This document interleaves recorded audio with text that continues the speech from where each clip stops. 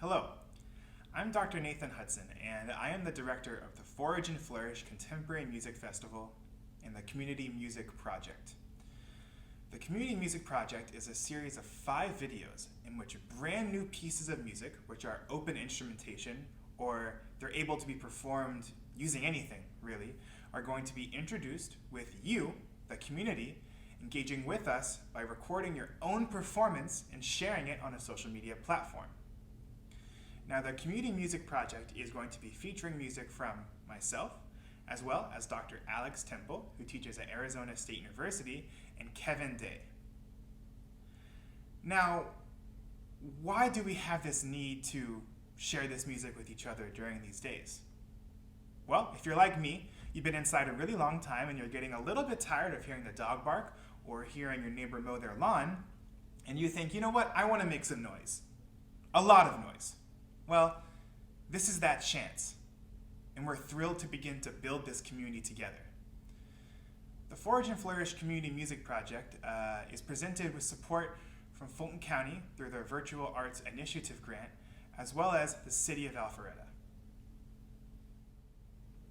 For the first installment of the Community Music Project, I have written a piece titled Again, and Again, and Once Again. Now, this work is written for Found Marimba, and we're going to get to that here in a second. I wanted to give you just a little bit of background on myself. So I'm a composer, educator, and performer based here in North Fulton. I completed my PhD in music composition at Stony Brook University, but I'm thrilled to be back here in Georgia working with our great community. So I want to read the program note for this piece, and the reason why I want to read it is because speaking while being recorded is difficult, so I'm going to read from the paper for a second. Again and again, and once again, is a feeling, a dance, and an attempt to make the mundane nature of staying home a bit more exciting. The repetitive nature of the work, paired with the sparkling and unique colors of the found objects, create something fresh every time.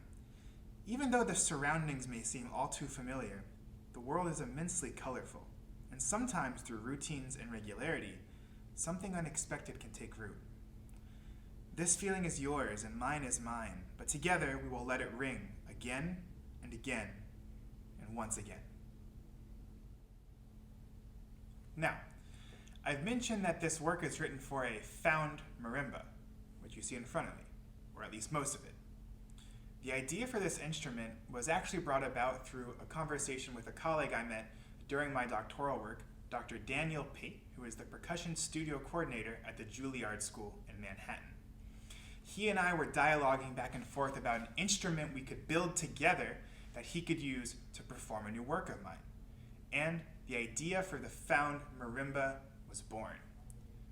So let's take a quick listen to a sample of that first piece written for the found marimba.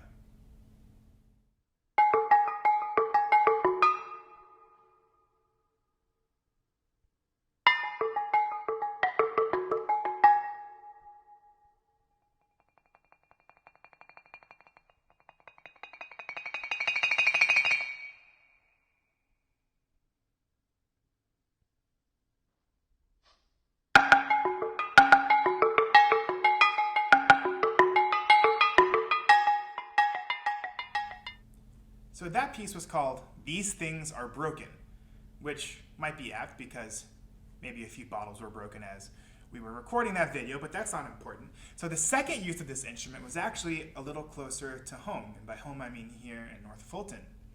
I was recently commissioned by the Milton High School Wind Ensemble to write a new piece for their 70th anniversary, and I wrote a work called Luster Sketch, and in the middle of this piece, the entire percussion section had to build miniature versions of this found marimba. It was really exciting, and let's take a listen to what they did.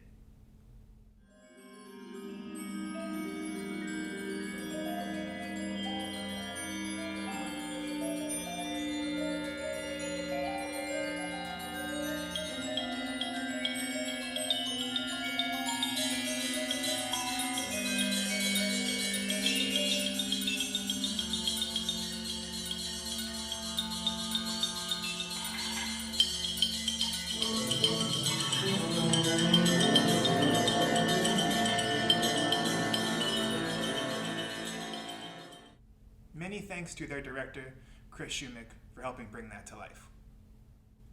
So now, let's take a look at how you can build your own found marimba.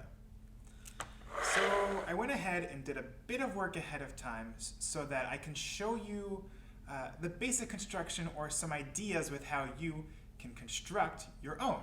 It does require some DIY, but it's fun. I promise. I think. So, the first thing that you have to note is as you look in the score, you will see the following diagram that has a series of light blue rectangles and brown rectangles.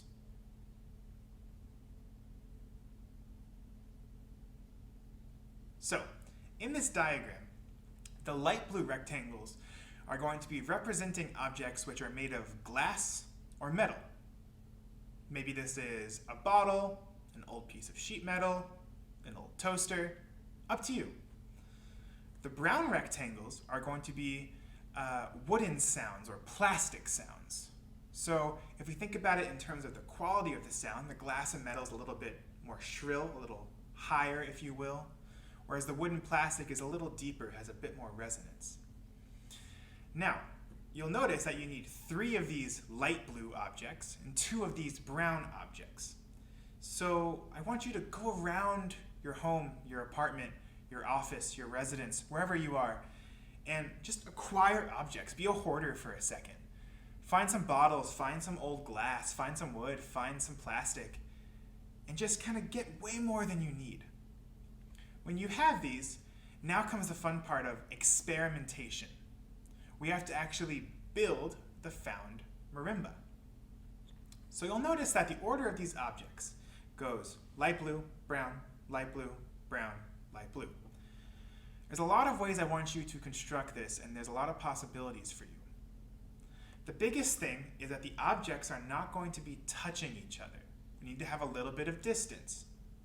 If it's possible, having the objects be slightly elevated off the surface where they're placed is going to allow them to have the most resonance, the most ring, the most vibrant sound. So let's take a look at what I've built. Now, this is just a part of it. I'm going to build the rest of it here with you.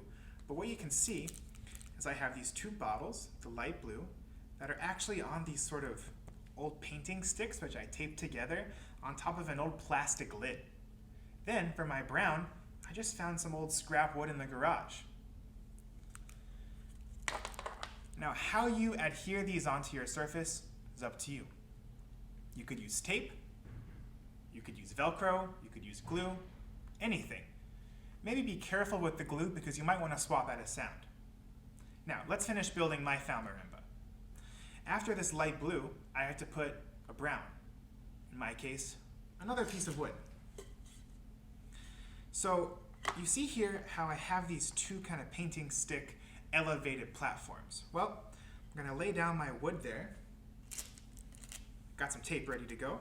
I'm going to line it up and attach it onto the wood so that when I secure it onto my painting sticks, it stays nice and tight. Now you might be thinking, whoa, whoa, whoa, whoa, whoa. You also say in these notes, though, that the sounds need to be relatively arranged from low to high. Well, you're exactly right, and we have to be sure that we check that ahead of time. You can grab a spoon out of your kitchen and then smack the things and see how they sound. Let's take a look at my brown rectangle objects and make sure that they're organized relatively low to high.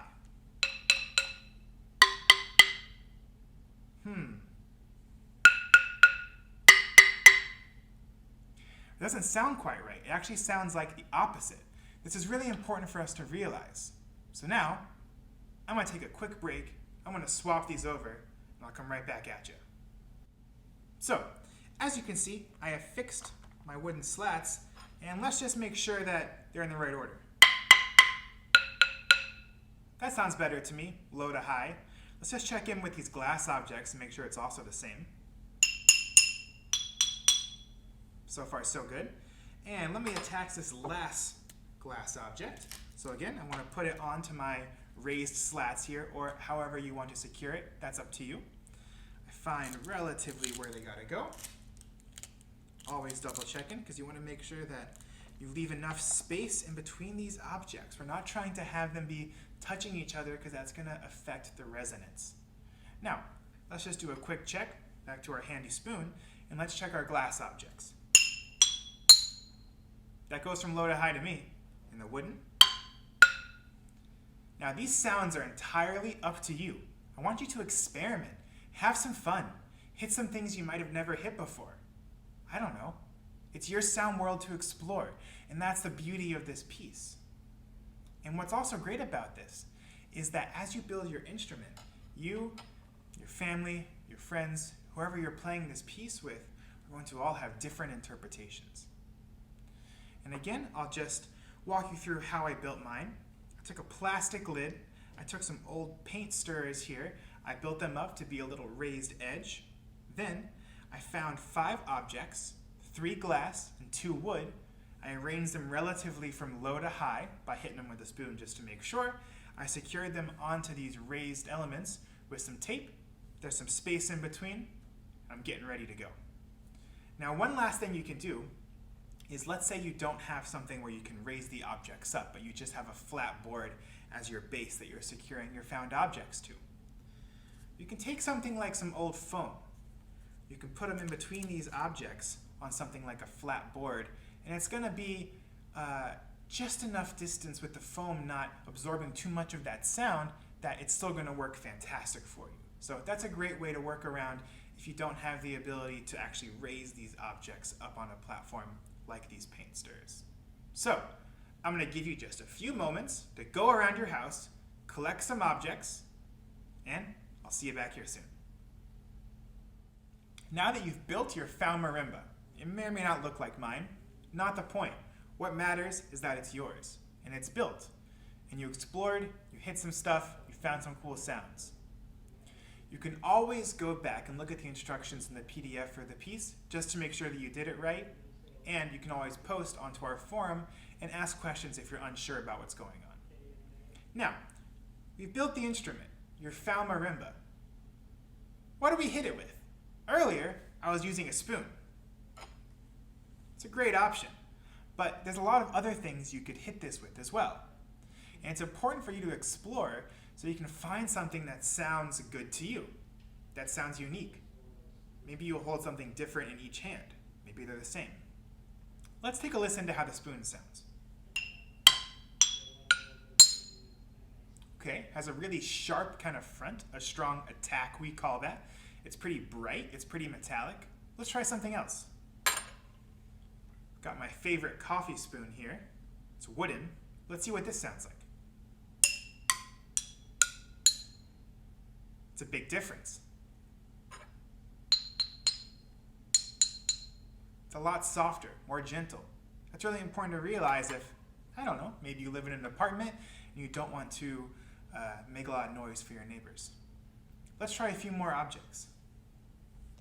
Got this convenient Sharpie lying around. Let's see what that thing sounds like. Even softer than the wooden spoon. Maybe you have some unconventional objects, like this old antenna. I don't know. Maybe you want to find a toy maraca. Up to you. But I want you to explore and find some objects around your house to strike your found marimba with. And again, maybe they're the same, maybe they're different. Maybe every time you perform it, you change it up.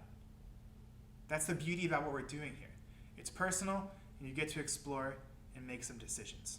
Now, one last thing on striking the found marimba. I want to encourage you to always try to hit it in the most resonant location. What I mean by that is explore on the objects to find where it sounds the best. Let's take this middle bottle, for example. If I were to strike it right at the tip here, it's not that resonant. But as I move back on the body of the bottle, you hear how the sound changes. Let's try it with a spoon.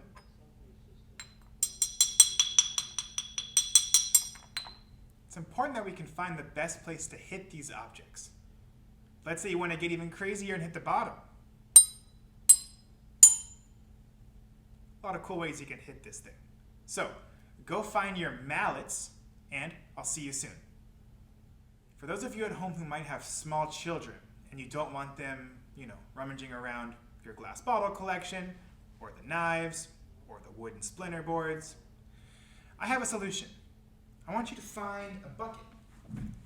In my case, this trash can, and a big spatula, a spoon. I'll use this small metal spoon here, just to get a really kind of boomy drum. And they can use this to perform the entire piece, or an altered version, which I'll get to as we begin to learn the music here in a second. So you can see we have a lot of sound possibilities. Let's take a look at the music. So, now that you've built your found marimba, you've found your mallets, we have to read some music.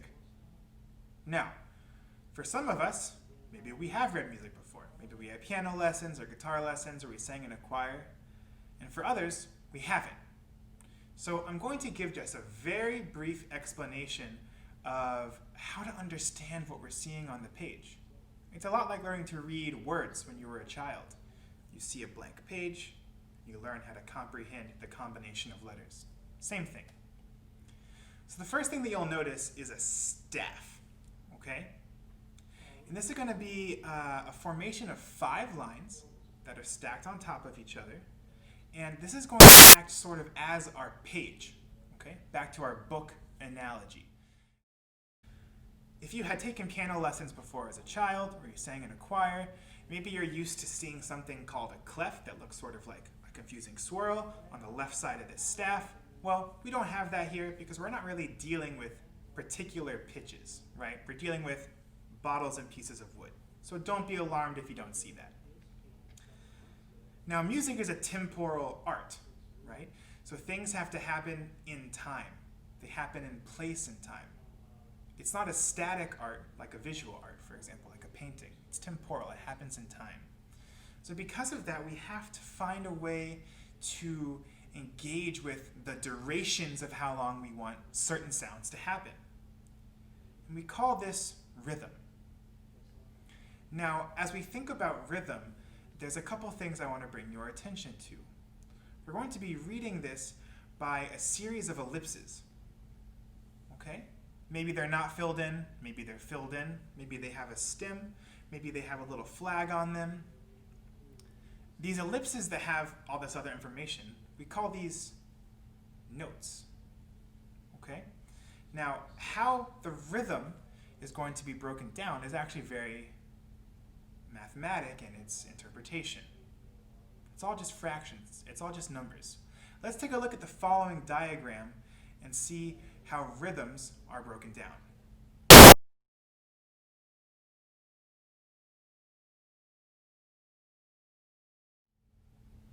So, as we look at this graphic, we'll see that at the top we have a whole note. It's an unfilled ellipsis, no stem, no flag, no funny business. As we go down, that gets broken into 2 half notes. Again, it's all just fractions and math here. 2 half notes can be broken down into 4 quarter notes, into 8 eighth notes, and so on and so forth, as far down as you would like to go. Now, we're going to be getting into how to understand these rhythms in just a second, but it's important that we understand the relation of them and we can see how they're broken down as we begin to read this music.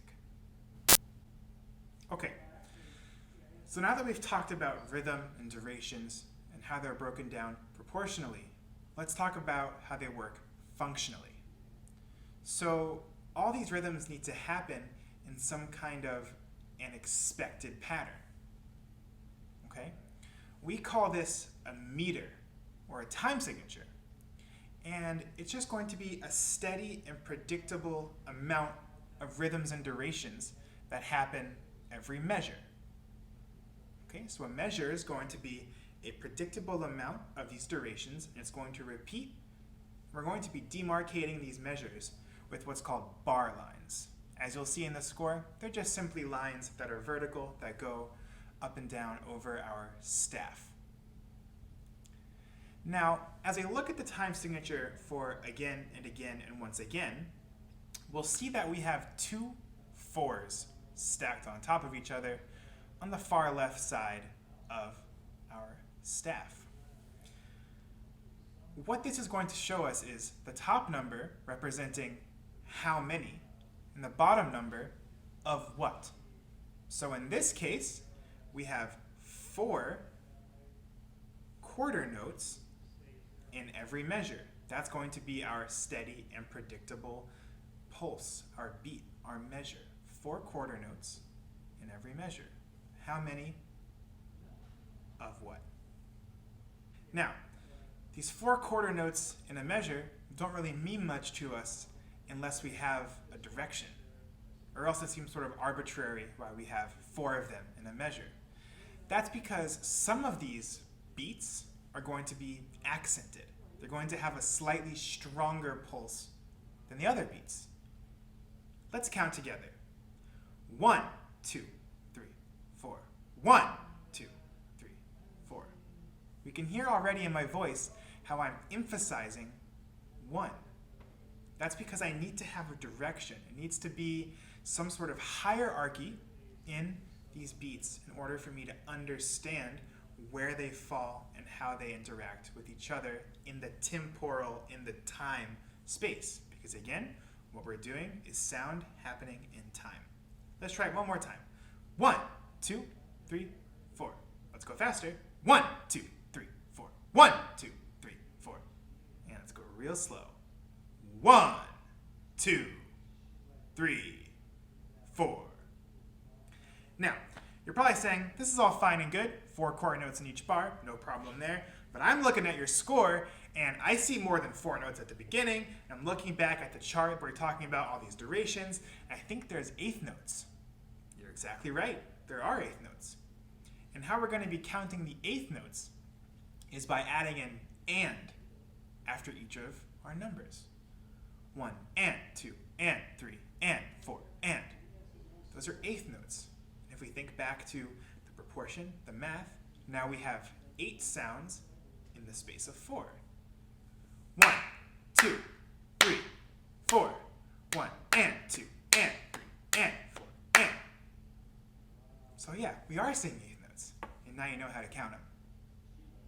We've learned all about how to read rhythm, understand durations, and how they fall into meter, and how that functions with our staff, bar lines, all that stuff. But if we take a look at the music, I don't know, measure 18, we see some funny business. We see 5 notes in a measure. You're thinking, listen here, Dr. Hudson, you told me I had 4 notes, maybe 1/8 notes. What's going on with this 5? Well, sometimes composers want to put 5 notes in a measure, and that's why we have some fun games to learn how to do it. Here's what I want you to do. We're going to count. 1, 2, 3, 4. 1, 2, 3, 4. Now, I want you to tap your toe like you're at a rock show or some kind of a singer-songwriter concert. Now, we're going to say the word hippopotamus. Oh yeah, here we go. 2. Ready? Go. Hippopotamus. How'd we do? Let's try again. 1, 2, ready, go. Hippopotamus. Okay. This is a great way for us to practice how to fit 5 notes in the space of 4. Now, it'll take some work on your part, but we're all stuck at home, so I believe in you. Now that we've all spent a lot of time saying the word hippopotamus, more than you probably ever thought you would in your life, let's talk about how to read the notes that we see in the score. So if we look in the score, we see that we have diamond-shaped notes and we have X-shaped notes. Well, the diamond-shaped notes are going to be indicating the metal or glass sounds. The X-shaped notes indicate the wooden or plastic sounds. And we see how they're arranged on the lines of the staff. We have the bottom line, 1 line above, 1 line above, 1 line above, and 1 line above. This is to help us facilitate reading these notes. So as you practice this, I encourage you to think about the diamond is relating to the glass or metal sounds, the X's to the wood or plastic, and actually how they appear on the staff in terms of height is going to line up with our relative low to high. If you look on page 3 of the score, I do have a diagram there showing you exactly how to find these notes on that staff. Now, as we begin to practice the piece, it might take some hand-eye coordination, but I think it's something that with a little bit of work and maybe with a highlighter, we can really get very successful at performing again and again and once again, or at least identifying the notes. And then as we practice, the whole work will begin to take shape. Let's talk about a couple extra musical considerations, because we don't just see notes happening with rhythms on a staff. We see some other information on the page. Let's talk about it. The first one is above certain notes, you might see what's called an accent mark. It looks kind of like a less than sign. Again, back to math. All this is going to mean is maybe we emphasize a note that's not beat 1, right? So we practiced earlier going 1, 2, 3, 4. Maybe I want you to emphasize beat 2. 1, 2, 3, 4. So that's all that means. The next is if we look towards the end of the piece and a couple times before, we have what's called a fermata. Okay, so it looks like a dot with a little curve above it. This just means to hold the pitch as long as you see fit. Some people like to hold it for an extra half duration of whatever length of note it is on, but it's a bit up to you. Just hold it longer than notated. Now, we see sometimes how we have these kind of really long-looking greater than or less than signs. These are called crescendos and diminuendos. All that these mean is we get louder or we get softer. Now, this only really matters, though, if we have some kind of relative idea for what loud and soft means. Well, we have dynamics. If you look in the piece, underneath the staff, you might see a little P, a little F, a little MF. These are dynamics, and they're tiered, starting from soft, which is P, piano. Then we have MP, mezzo piano, a little soft. MF, mezzo forte, a little loud. Forte, loud. Fortissimo, really loud. And at the end we have fortissimo, which is pretty loud. So, as we see these crescendos and diminuendos, we can use that as a scale to help us practice so we can really get the shape of this music. The last thing is, if we look at the notes on the page and how it's happening in time, how fast do we play it? Well, we have a thing called a tempo marking. In the top left of the score, you'll see some numbers. In this case, it says 120-144. All that means is that it can be anywhere in the range between 120 beats per minute. Maybe you exercise a lot or something and you want to find your pulse, a similar thing. Or 144 beats per minute. Now, we can find this tempo by just going onto Google and typing online metronome, and then popping in this number, and it'll spit that right back out for us.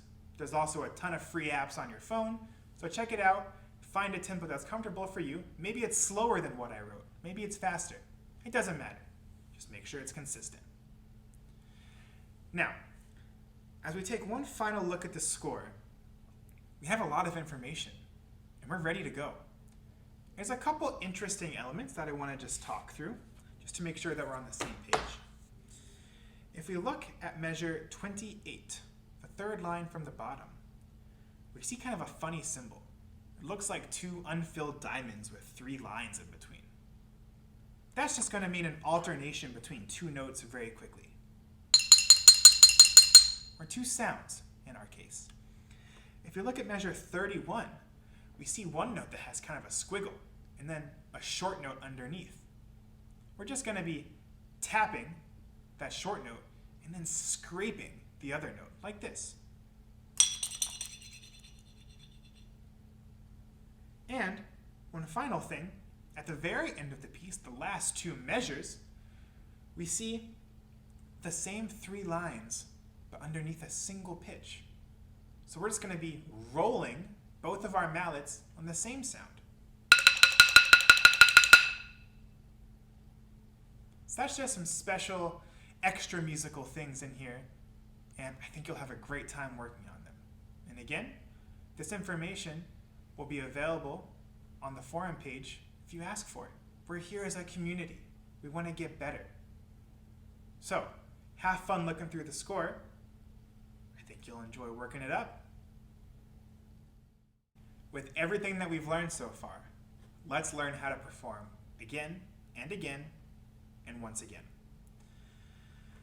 I want to start with what happens at the beginning of the piece because it's a little bit different than the rest of the work. You'll notice that the first two measures have these strange bar lines on either side, these two dots. It looks kind of funny. We call these repeat signs. And here's what I want you to do. At the beginning of the piece, I want you to just repeat the first two measures over and over, or again and again. And if you're playing by yourself, maybe just use one hand on those first two measures and allow your other hand to explore your other sounds, maybe with a mallet, maybe with your fingertips. If you're performing with more than one person, which I'll get to here in just 1 second, the person who's going to be leading the performance will be repeating the first two measures, with the rest of the performers exploring on their instruments the sounds that they have available, the sounds that they found, that you created. Then, when the performer or the leader feels like it's time to go on, they can signal, the head nod, thumbs up, whatever it is, to move on into the third measure, and then you continue playing the piece all the way through.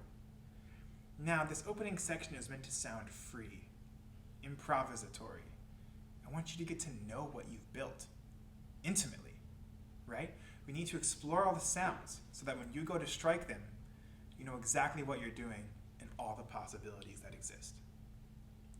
So, you might have heard me mention a leader, and if you're playing with more than one person. Well, if you are, in the score, you'll notice that there are little circled numbers above certain measures. There's a 1 and a 2. Easy as this. The leader performs when there's a 1 circle, up until there's the 2 circle. Then, at the 2, everyone joins in, with the leader still performing, until we see the following 1 circle. And then when we see the 2 circle again, everyone joins back, and this process continues throughout the work. If you're performing it alone, you get to play everything. So, for you more advanced musicians out there, I have something that you can do to spice up the work a little bit. You'll notice that in the first 2 measures, I offer some alternative rhythms. And throughout the entire work, you can play any of the 8th notes as 2 16th notes. Okay? So for you more advanced musicians, this is a great way to spice up the piece and to offer even another level of creativity. And if you're just learning out and you want to try it, go back and look at that chart of how our rhythmic durations are broken down, and maybe you can throw them in yourself. Some other more advanced things you can do is utilize the space, utilize the room. Maybe if you're playing with your friends or your family, you want to distance into corners. Maybe you want to have your backs to each other. There's a lot of cool things you can do to make the piece ritualistic, make it kind of silly, make it goofy, make it intense. There's a lot of ways you can explore this. So use this as a way to add a little more complexity, challenge yourself to always be creative, and for ensembles or for more advanced musicians, I encourage you to explore the piece in this way. Now, make sure that these 16th notes don't line up, because we all have different sounds, and I want to hear each of them. As you or your family and your friends are learning again and again and once again, and maybe you've watched this video again and again, I'm kidding, but maybe. As you do that, I want you to use the score in any way that feels right to you. Grab a Sharpie, grab a highlighter, grab a pen. It's meant to be used. It's not meant to be looked at and revered as sacred. The score is there for you to make music and to make sound. So color in things. Change things if you want. I, of course, am going to challenge you to try to stick to what I've written, but the score is here to make your own. Every performance will be different. But make sure that you give yourself an opportunity to feel comfortable as you work up the piece.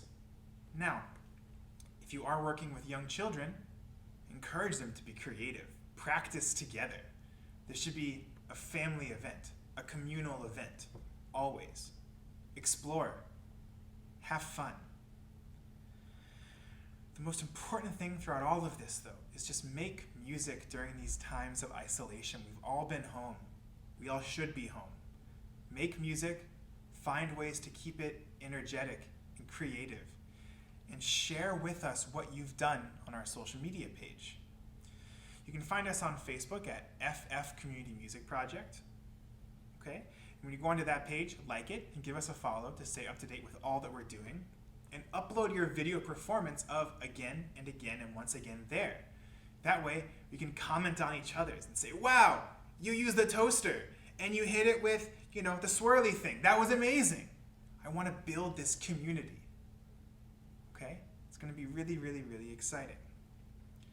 We have 4 more videos coming up in the following months, but we're going to take our time. Okay? We have to introduce ourselves into this concept. Here in a couple weeks on that Facebook page, be looking out for a virtual performance opportunity of this piece with all of us together. I'll be creating a Zoom event where we can perform the piece in real time together. It's going to be something, so make sure that you're there for that. The score for this work will be available in a Google Drive that will be linked on the Facebook page. The score will also be disseminated through emails which are sent to you through the City of Alpharetta and some other sources as well. It'll be tweeted, all these things. Get a hold of it. If you can't find it for any reason, just give the City of Alpharetta a call or comment on the Facebook page and say, hey, I want to find this piece, and we'll make sure that it gets into your hands. Thank you so much for sitting with me for this, I don't know how long enough, as we worked through again and again and once again, and for making this music with me, for creating something beautiful in these times when we're home, and for sharing it with our community. It can be really easy to feel lonely when you're home, even if you're with your family. This is a way to build something more and to make some noise. So, we'll see you in the next episode. Thank you so much. Have a good one.